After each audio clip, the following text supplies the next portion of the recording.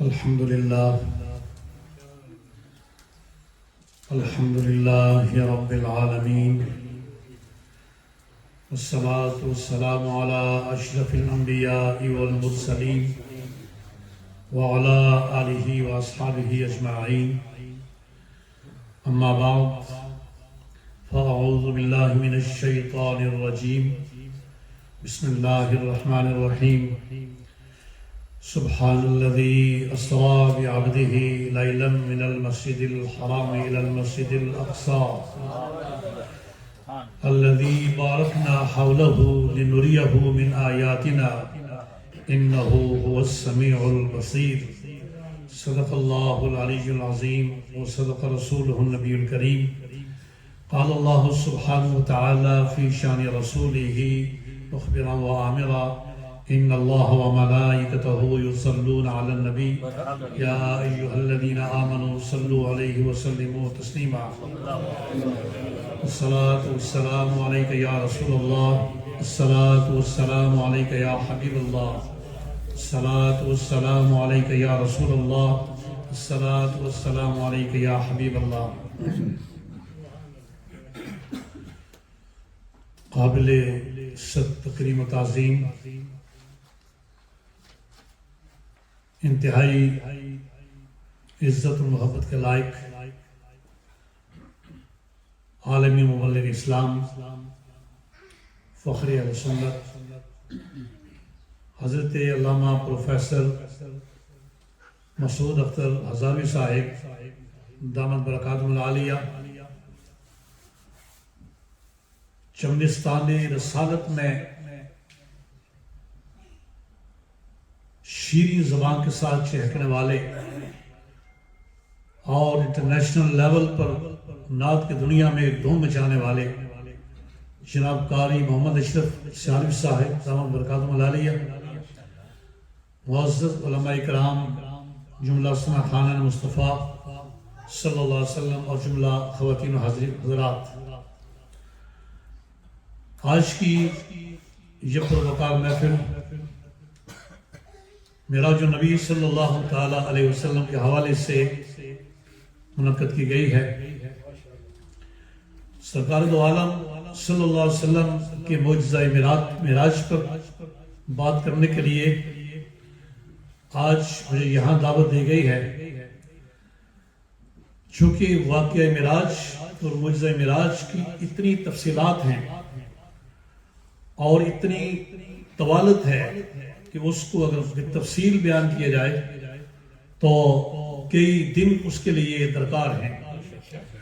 میں چاہتا ہوں کہ واقعہ معراج پر ایک قائرانہ نگاہ ڈالتے ہیں اور مختصر وقت کے اندر اس کے بعض نکات پر ہم بات کرتے ہیں۔ معراج انسانی تاریخ کا طویل ترین سفر ہے جس کی پوری انسانی تاریخ میں کوئی مثال نہیں ملتی، کہ جس کا آغاز مسجد حرام سے ہوا اور جس کے اختتام عرش اعلیٰ پر ہوا،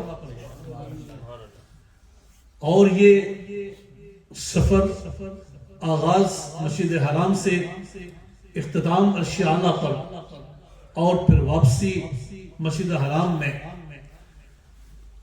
بظاہر تو یہ بہت زیادہ سالوں کا سفر ہے، لیکن یہ سرکار دو عالم علیہ السلام کو اللہ تعالیٰ نے رات کے تھوڑے سے حصے میں سفر کروایا ہے۔ لیلا، رات کے تھوڑے سے حصے میں یہ سفر کروایا ہے، اور یہ سفر اتنا طویل سفر کیسے طے ہوا ہے اور کتنا ٹائم لگا ہے کہ جس بستر سے آپ اٹھ کر تشریف لے گئے تھے ابھی وہ گرم ہی تھا، اور جس دروازے سے آپ باہر تشریف لے گئے تھے اس کی کنڈی ابھی ہل رہی تھی، اور جس پانی سے آپ وضو کر کے تشریف لے گئے تھے ابھی وہ زمین پر بہہ ہی رہا تھا کہ سرکار دو عالم صلی اللہ علیہ وسلم واپس تشریف لے۔ کیا کوئی تصور کر سکتا ہے کہ اتنا طویل سفر اتنے تھوڑے سے وقت میں ہو سکتا ہے؟ عام حالات پر تو نہیں ہو سکتا، عام جو انسانی طور طریقے زندگی کے اس میں تو نہیں ہو سکتا ہے، لیکن بطور معجزہ کے ہو سکتا ہے۔ اگر اللہ تبارک و تعالیٰ ایسا کرنا چاہے تو کر سکتا ہے، کیونکہ اللہ تبارک و تعالیٰ ہر چیز پر قادر ہے، اور جو چیز انسانوں کے لیے مشکل ہے وہ اللہ کے لیے مشکل نہیں ہے۔ اگر کوئی انسان ایسا نہیں کر سکتا تو اس کا مطلب یہ نہیں کہ رب العالمین بھی ایسا نہیں کر سکتا۔ انسان جو کچھ نہیں کر سکتے ہیں، رب العالمین وہ سب کچھ کر سکتا ہے۔ اللہ تبارک و تعالیٰ نے اپنی قدرت کے ذریعے سے سرکار دو عالم علیہ السلام کو معراج کروائی ہے، اور یہ رسول اللہ صلی اللہ تعالیٰ علیہ وسلم کا معجزہ ہے۔ نبی اکرم صلی اللہ علیہ وسلم کے بہت سے معجزات ہیں، سب سے بڑا معجزہ قرآن مجید ہے، اور دوسرا بڑا معجزہ معراج ہے۔ اور معراج کا معجزہ ہو یا کوئی اور معجزہ ہو، کہ معجزات اللہ تعالیٰ کیوں عطا کرتا ہے؟ اللہ تعالیٰ اپنے نبیوں کو معجزات نبوت کی تائید و تصدیق کے لیے عطا کرتا ہے۔ نبی کے دعویٰ کی تائید کے لیے اور تصدیق کے لیے اللہ تعالیٰ یہ معجزہ عطا کرتا ہے۔ بہت سے نبیوں کو اللہ تعالیٰ نے معجزے عطا کیے ہیں، تو معجزہ وہ ہوتا ہے کہ جو جب ظاہر ہوتا ہے تو ساری دنیا کی طاقتیں اگر مل جائیں تو ویسے نہیں کر سکتی ہیں جیسے اللہ کے نبی نے کیا۔ جیسے اگر اللہ کے نبی کا معجزہ ہوا، ایسے دنیا کی ساری طاقتیں جمع ہو جائیں تو نہیں کر سکتی۔ مثلا عیسیٰ علیہ السلام کے زمانے میں حکیم و طبیب بڑے بڑے اونچے درجے کے تھے، بڑی بڑی بیماریوں کے علاج کرتے تھے، لیکن کوئی فوت ہو جائے تو دوبارہ زندہ نہیں کر سکتے تھے۔ اللہ تبارک و تعالیٰ نے حضرت عیسیٰ علیہ السلام کو معجزہ عطا کیا ہے کہ وہ مردوں کو زندہ کر دیتے ہیں۔ جب وہ ہاتھ پھیرتے ہیں تو مردہ زندہ ہو جاتے ہیں۔ یہ کوئی نہیں کر سکتا کہ اس کے ہاتھ میں عصا ہو، زمین پر پھینکے تو وہ اژدہا بن جائے اور سانپوں کو نگل لے، اور جب وہ ہاتھ میں پکڑے تو پھر عصا بن جائے۔ اللہ تعالیٰ نے یہ معجزہ موسیٰ علیہ السلام کو عطا کیا، اور دنیا کے بڑے بڑے جادوگر آپ کے سامنے لاجواب ہو گئے، کیونکہ معجزہ دراصل دنیا کو بے بس کر دیتا ہے اور ہر ایک کو لاجواب کر دیتا ہے۔ سرکار دو عالم صلی اللہ تعالی علیہ وسلم کو معجزہ معراج عطا کیا گیا، اور دیکھیے اس معجزے کی شان کیا ہے۔ ایک تو سفر بہت لمبا اور وقت بہت تھوڑا لگا ہے، اور دوسرا یہ ہے کہ یہ معراج جسم اور روح کے ساتھ ہوئی، جسم اور روح کے ساتھ ہوئی ہے، اور یہ جاگتے ہوئے عالم بیداری میں ہوئی ہے۔ ایسا نہیں ہے کہ یہ کوئی عالم خواب میں ایسا ہوا ہے یا عالم بیداری میں ہوا ہو فقط روح کا ہوا ہو، ایسا نہیں، عالم بیداری میں ہوا ہے اور جسم و روح کے ساتھ اللہ تعالیٰ نے معراج کروائی ہے، اور اتنا طویل سفر کیا ہے ایک تھوڑے سے وقت میں۔ تو اس معراج کا اس معجزہ کا مقصد کیا ہے؟ مقصد کیا ہے؟ مقصد یہ ہے کہ اللہ تبارک و تعالیٰ نے اس مقصد کو قرآن مجید میں بیان بھی کیا کہ لِنُرِيَهُ مِنْ آیَاتِنَا، کہ معجزہ معراج ہم آپ کو اس لیے عطا کر رہے ہیں، اور معراج اس لیے عطا کی ہے تاکہ ہم آپ کو اپنی بعض نشانیاں دکھائیں۔ بعض نشانیاں دکھانے کے لیے اللہ تبارک و تعالیٰ نے سرکار دو عالم علیہ السلام کو معراج کروائی ہے۔ اور دوسرا مقصد یہ تھا کہ چونکہ مکہ کی سرزمین پر سرکار دو عالم علیہ السلام کے ساتھ بہت زیادہ دشمنی ہوئی، آپ کو بہت پریشان کیا گیا، آپ کو 3 سال تک مسلسل معاشرتی سوشل بائیکاٹ کے ذریعے سے پریشان کیا گیا۔ طائف میں آپ پر پتھروں کیا گیا ہے، آپ کے جسم مبارک سے خون بہا ہے۔ انسانی عظمتوں کے آخری نقطہ پر جن کا مقام ہے، اور ساری کائنات سے بلند و بالا اونچا جن کا مقام ہے، ان کے ساتھ اگر کوئی اس طرح سلوک کرے، رب العالمین جل جلالہ پر دنیا کو دکھانا چاہتا ہے کہ معراج میں ایک مقصد یہ تھا کہ سرکار دو عالم صلی اللہ تعالیٰ علیہ وسلم کو مقام و مرتبہ عطا کیا جائے، اور وہ مقام و مرتبہ عطا کیا جائے کہ نہ آپ سے پہلے کسی کو ملا ہے نہ آپ کے بعد کسی کو ملا ہے۔ وہ خدا نے مرتبہ تجھ کو دیا، نہ کسی کو ملا نہ کسی کو ملے، کہ کلام مجید میں کھائی شہا تیرے شہر و کلام و بقا کی قسم. وہ مرتبہ جو اللہ تعالیٰ نے معراج میں سرکار دو عالم علیہ السلام کو عطا کیا ہے وہ نہ کسی انسان کو مرتبہ ملا ہے نہ کسی فرشتے کو ملا ہے، وہ صرف سرکار دو عالم علیہ السلام کو مرتبہ ملا ہے. اور دوسری بات یہ تھی کہ انسانیت کے لیے پیغام یہ تھا کہ یا لوگوں، نماز اللہ کریم نے تمہارے لیے بھیجی ہے. معراج کا جو تحفہ ہے جو سرکار دو عالم صلی اللہ علیہ وسلم لے کر آئے ہیں، تو اللہ کریم یہ بتانا چاہتا ہے کہ نماز اتنا محترم بشان عمل ہے، اتنی محترم بشان عبادت ہے کہ اس کا اعلان، اس کی فضیلت کا اعلان زمین پر نہیں ہوا، اس کی فضیلت کا اعلان بھی عرش اعلیٰ پر ہوا ہے. اور یہ اللہ کریم جل جلالہ نے ڈائریکٹ امت کے لیے تحفہ سرکار دو عالم علیہ السلام کو عطا کیا ہے. جبریل کے ذریعے سے نہیں ہوا، سرکار دو عالم علیہ السلام کو براہ راست اللہ تعالیٰ نے نماز کا تحفہ عطا کیا ہے. تو نماز اللہ کی بارگاہ میں کھڑے ہو کر اپنی مشکلات کو دور کرنے کے لیے اللہ کی بارگاہ میں درخواست پیش کرنے کا نام ہے، اپنی حاجات اللہ تعالیٰ سے مانگنے کا نام ہے، حاجات پورا کرنے کے لیے دعا مانگنے کا نام ہے. تو یہ بہت بڑی عبادت ہے، سب سے بڑی عبادت ہے نماز، اس لیے یہ بھی معراج کا تحفہ ہے. تو اللہ کریم جل جلالہ نے یہ واضح کرنا تھا کہ سرکار دو عالم علیہ السلام کو اللہ کریم نے وہ مرتبہ دیا ہے اور وہاں پہنچایا ہے کہ سائنسی دنیا میں اس کی ہلچل مچ جائے گی. فلسفہ اور ٹیکنالوجی بے شک یا جتنے عروج پر چلے جائیں، مگر جو مقام مصطفیٰ ہے اور جو سفر کی آخری حد ہے عرش اعلیٰ تک، وہاں کوئی بھی نہ جا سکا ہے نہ کوئی جا سکتا ہے.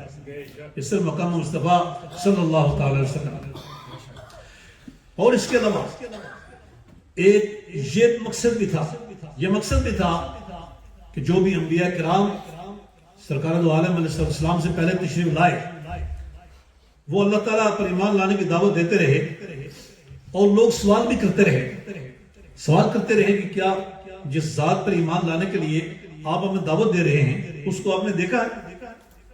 لیکن انبیاء کرام کہتے رہے دیکھا نہیں. وہ دیگر دلائل سے اللہ تعالیٰ کے وجود اور اس کی توحید کو ثابت کرتے رہے، لیکن وہ اس کا جواب نہیں دے سکتے تھے. وہ کہتے تھے نہیں، ہم نے نہیں دیکھا ہے، اللہ تعالیٰ کو ہم نے نہیں دیکھا. جہاں تک کہ حضرت موسیٰ علیہ السلام نے گزارش کر بھی لی کہ ربی ارنی انظر الیک، اے اللہ میں تجھے دیکھنا چاہتا ہوں، مجھے دکھا. اللہ کریم نے فرمایا لن ترانی، اے موسیٰ تو نہیں دیکھ سکتا. اللہ کریم نے فرمایا کہ اے موسیٰ تو اس پہاڑ کو دیکھ، اس پر میرے نور کی چمک کو دیکھ. اگر پہاڑ اپنی جگہ پر رہ گیا تو پھر تو مجھے دیکھ سکے گا، اور اگر ایسا نہیں تو پھر نہیں دیکھ سکے گا. تو موسیٰ علیہ السلام نے پہاڑی کو دیکھا تو قدرت کا کہ نور کی تجلی اس کو ہتور پر پڑھی تو پہاڑ ریزہ ریزہ ہو گیا. پہاڑ اپنی جگہ پر نہیں ٹھہر سکا اس نور کی چمک سے. سو اس کا معنی پھر یہ ہوا کہ موسیٰ علیہ السلام نہیں دیکھ سکے، موسیٰ علیہ السلام بے ہوش ہو گئے. اور یہاں میں ایک اور بات اسی سے ملتی ہوئی عرض کرتا چلا جاؤں کہ موسیٰ علیہ السلام نے رب ذوالجلال کے جمال کا نظارہ تو نہیں کیا، لیکن اس کے قدرت کی جو تجلی تھی جو کوہ طور پر پڑی ہے، وہ جو چمک تھی اس کا نظارہ کیا ہے. اس کے بعد آپ کی آنکھ کی بینائی کا عالم یہ تھا کہ رات کی تاریکی میں اگر کسی پہاڑی پر رات کے اندھیرے میں کوئی سیاہ رنگ کی چیونٹی چل رہی ہے تو موسیٰ علیہ السلام سے دیکھ لیتے تھے. فقط اس نور کی چمک دیکھنے سے دیکھ کر بے ہوش ہو گئے، مگر جو نظر پڑی ہے اس کی وجہ سے وہ اتنے دور دیکھ سکتے تھے. تو جب نگاہ موسیٰ کا یہ عالم ہے کہ نظارہ کر بھی نہیں سکے پوری طرح، لیکن فقط اس نور کی تجلی پر نگاہ پڑی ہے تو نگاہ اتنی تیز ہو گئی کہ رات کے اندھیرے میں دور دراز کسی پہاڑی پر سیاہ رنگ کی چوٹی کو بھی اپنے آنکھوں سے دیکھ سکتے ہیں. تو جن کو اللہ کریم نے یہ شرف بخشا ہے کہ انہوں نے سر کی آنکھوں سے جمال قدرت کا نظارہ کیا ہے، ان کی بینائی کا کیا عالم ہوگا. اور اس سوال کا جواب چونکہ دینا تھا، انبیاء کرام سے یہ سوال ہوتا تھا کہ کیا آپ نے اللہ تعالیٰ کو دیکھا ہے، تو آخری نبی نے اس کا جواب دینا تھا کہ ہاں دیکھا ہے. لہذا شب معراج اللہ تبارک و تعالیٰ نے اپنے حبیب صلی اللہ علیہ وسلم کو اپنے جمال قدس کا نظارہ کروایا ہے. اور سرکار دو عالم علیہ الصلوۃ والسلام فرماتے ہیں رأیت ربی فی احسن صورہ فقال فیما یختصم الملأ الاعلی فقلت اللہ تعالی عالم فوضع يده بين كتفي فوجدت بردها بين ثديي فتجلى لي كل شيء فعلمت ما في السماوات وما في الارض او كما قال الرسول صلی اللہ علیہ وسلم. حضور فرماتے ہیں کہ میں نے اللہ کریم کو ایک حسین انداز میں دیکھا ہے.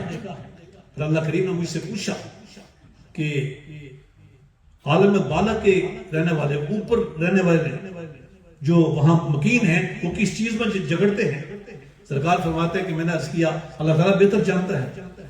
فوضع يده بين كتفي پھر اللہ کریم جل جلالہ نے اپنا دست قدرت میرے دو شانوں کے درمیان رکھا ہے. تو پھر کیا ہوا فتجلى لي كل شيء پھر ہر چیز میرے سامنے روشن ہو گئی. زمین و آسمان روشن ہو گئے, مشرق و مغرب روشن ہو گئی, کائنات روشن ہو گئی. تو علمت ما في السماوات وما في الارض پر جو کچھ بھی آسمانوں میں تھا مجھے اس کا علم بھی آ گیا, جو کچھ زمینوں میں تھا مجھے اس کا علم بھی آ گیا. یہ اولین و آخرین کے علوم عطا کرنے کے لیے اور پوری کائنات کے علم عطا کرنے کے لیے اللہ کریم نے معراج کروائی ہے. اور معراج میں پھر اس سوال کا جواب دیا ہے. پھر سرکار دو عالم علیہ السلام نے لوگوں کو جواب دیا. اس پر تھوڑا سا اہل علم کا اختلاف ہوا کہ کیا معراج کی رات رسول کریم علیہ السلام نے اللہ تعالیٰ کو دیکھا ہے یا دیکھا نہیں ہے. اس پر کوئی اختلاف رائے علمی اختلاف ہے.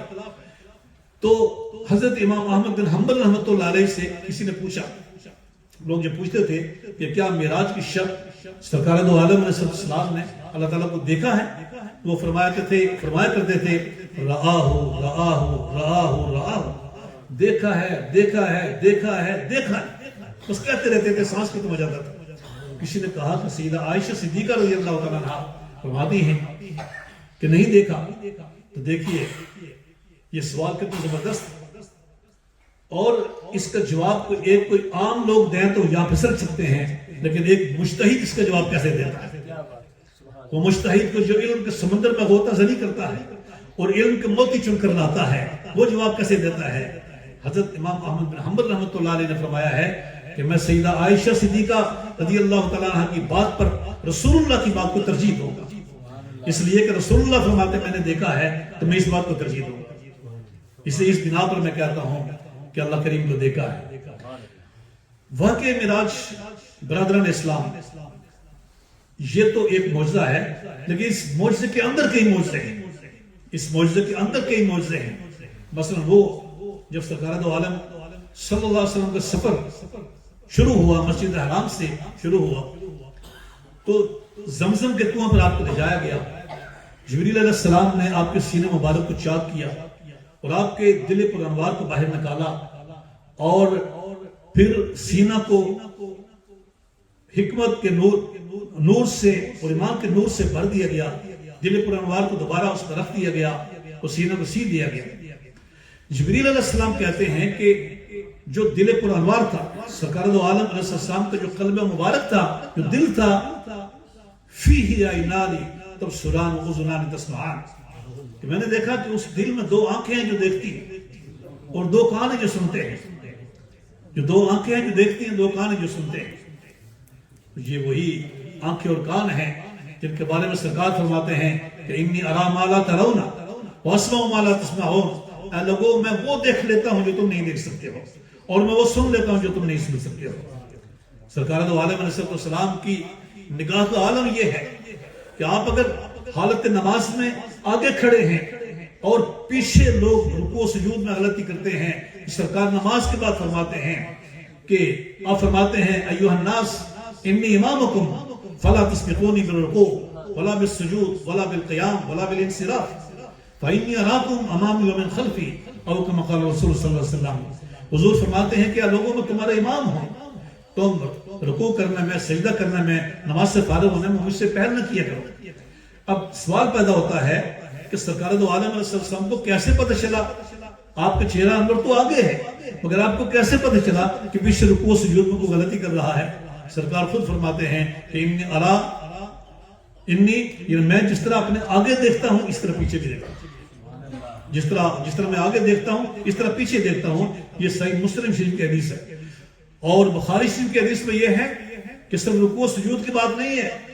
اگر جماعت کے دوران کسی کے خشوع اور خضوع میں غلطی ہو گئی، خشوع اور خضوع دل کی کیفیت کا نام ہے، اگر اس میں کوئی غلطی ہو گئی، کوئی غیر حاضر ہو گیا، کسی سوچ میں پڑ گیا، رسول اللہ علیہ السلام نے اس کے بارے میں فرمایا ہے اما واللہ لا یخفی علی رکوعکم ولا خشوعکم.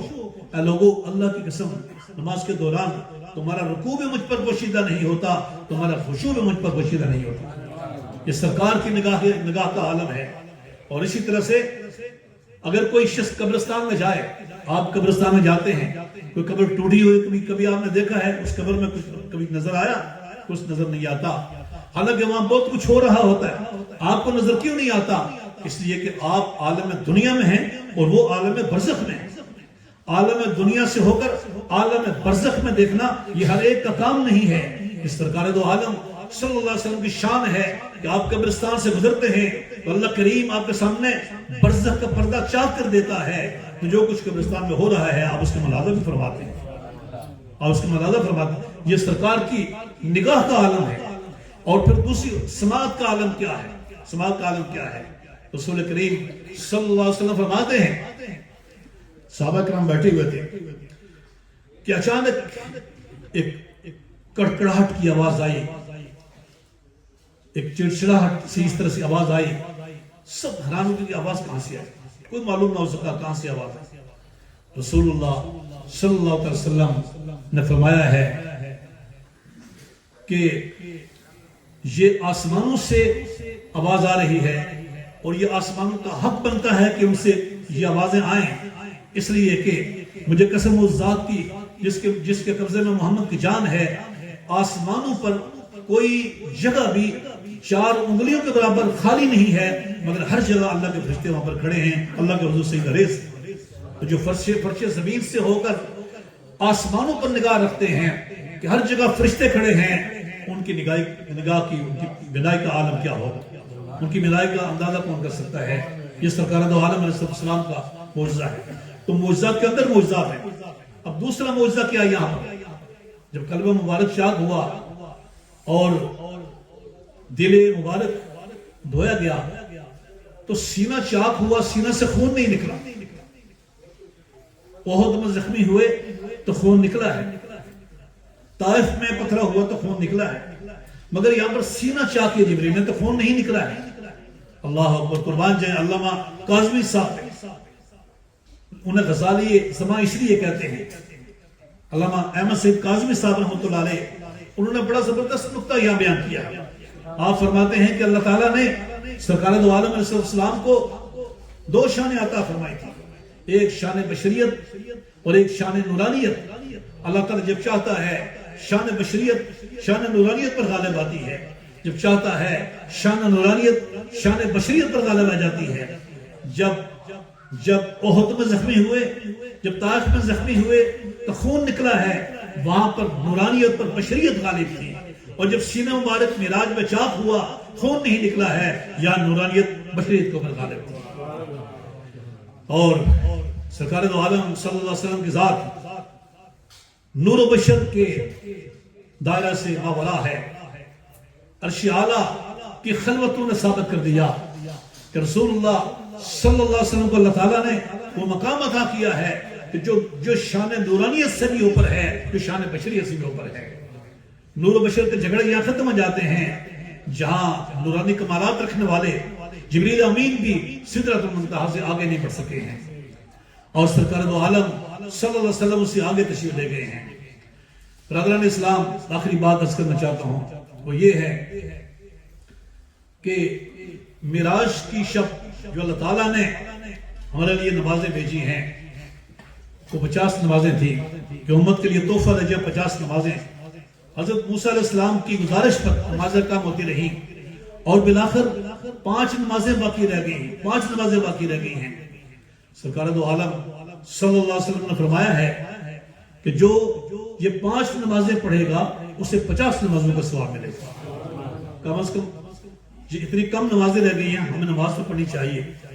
اور جو شخص نماز کو قائم کرتا ہے نماز کے ظاہری اور باطنی حقوق ادا کرتا ہے، وہ انسانیت کے بلند ترین مقام پر فائز ہو جاتا ہے۔ اور یہ معراج کا تحفہ ہے۔